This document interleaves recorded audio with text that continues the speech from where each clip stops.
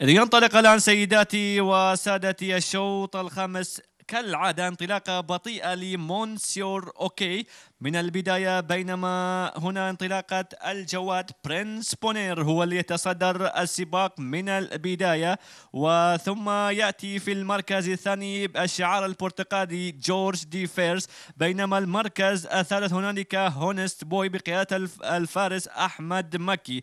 المركز الرابع بمحاذاة السياج بون فويج، بينما المركز الرابع هنالك أيضا لدينا الجواد مايولاد، بينما حتى الآن برنس بونير لازال هو اللي يتمسك بمجريات هذا الشوط بقيادة الفارس الإيطالي أندريا فيلي. وثم يأتي في المركز الثاني هنالك أيضا لدينا الجواد جورج دي فيرس، هنا الدخول في الخط المستقيم باتجاه خط النهاية، وبرنس بونير لازال هو اللي يتصدر السباق، بينما جورج دي فيرس المرشح الثالث في هذا الشوط في محاولة الآن. وأيضا من المسار الخارجي هنالك شورا كونسل، بينما حتى الآن لا زال هنا جورج دي فيرس هو اللي يتصدر السباق، وسير مايك يأتي في المركز الثاني وشورا كونسل في المركز الثالث، بينما هنا حتى الآن جورج دي فيرس هو اللي يتصدر السباق الآن ويقترب من انتزاع الشوط الخامس من هذه الأمسية. إذن جورج دي فيرس بطل الشوط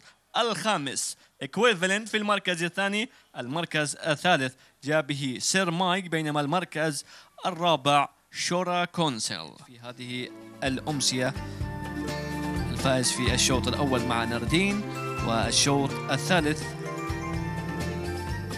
أيضا مع الجواد الجلابي 1544. وأيضا يأتينا الآن في الشوط الخامس وينتزع هذا الشوط مع الجواد جورج دي فيرست.